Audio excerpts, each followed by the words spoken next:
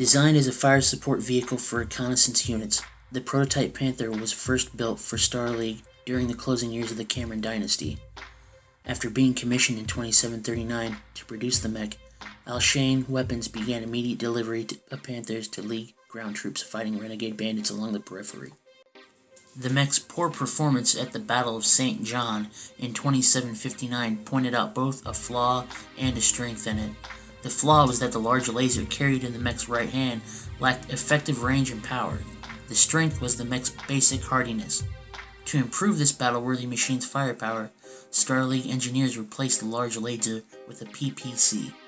The Draconis Combine is the only successor state that today uses the Panther in any significant numbers. The current model, the 9R, is a compromise developed by Combine engineers. Though lacking the original Panther's sophistication, its systems are more adaptable to present-day factories. The Panther's main function is as fire support for light and fast-moving mech units. It has played this role for almost 300 years, providing cover fire for more mobile mechs who are in mid-maneuver, whether toward or away from the enemy.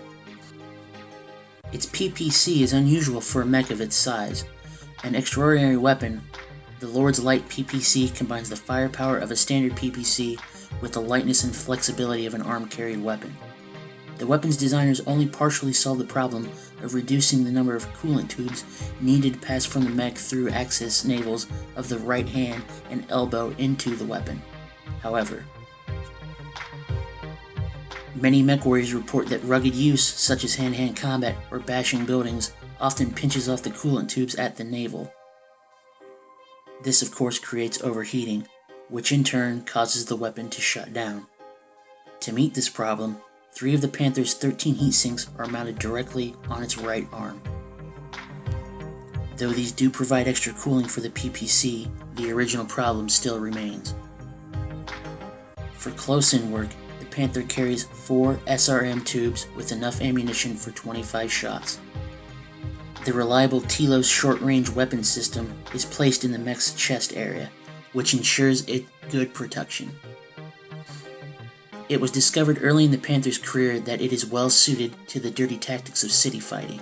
The nimble mech easily moves through the restricted spaces of a city, while its PPC gives it the chance of disabling all but the heaviest mechs with a few aimed shots. From rooftop ambushes to muggings on dark streets, the Panther has gained quite a reputation. It is because of its city fighting prowess that Lyrian Commonwealth mech warriors have nicknamed it the Alley Cat. What it cannot do, even in a city, is face a heavy mech such as a Warhammer or a Zeus in a head-on engagement. Finding himself in that situation, the Panther pilot must rely on good shooting and the mech's superior mobility to leave the field in one piece. As previously mentioned, the Draconis Combine is the only successor state employing the Panther in large numbers. This is because the Combine controls the only working Panther factory, located on the temperate world of Al-Shane. Other successor states do still have a few Panthers, usually 8Zs, but their numbers are fast dwindling due to lack of parts. Though there have been many attempts to knock out the factory of Al-Shane, the fact that it is housed in the bowels of a mountain makes it a tough target. The factory is churning out Panthers for Kurita as fast as possible, slowed down only by the delay in getting target computers delivered from clear across the Combine. Kurita first used Panthers in a large-scale offensive action on the planet Quintarn during the First Succession War, and the action remains a model for how the Combine employs the mech.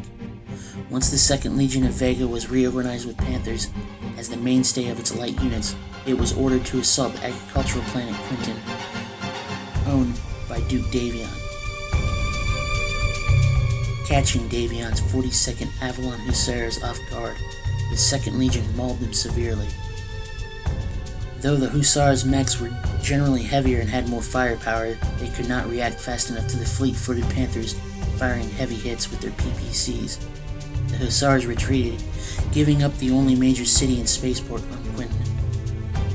The victory on Quinton paled in significance, however, when Minor Kurita was assassinated on Kintaris 4 at the same time.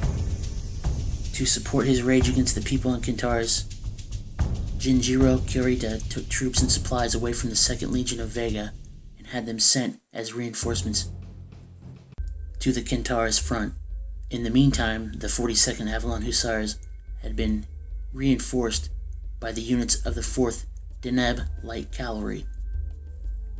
Suddenly on the defensive, the Panthers of Kurita's 2nd Legion bore the brunt of the Hussars' counterattack. From prepared positions in and around the city, the Panthers held off the onslaught by Davion.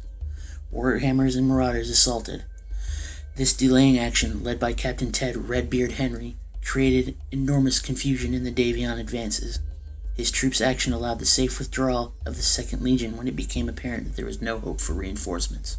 The PNT-8Z, the last of the Star League Panther designs, differs from the 9R only in its more advanced communications equipment and smaller fire control computer.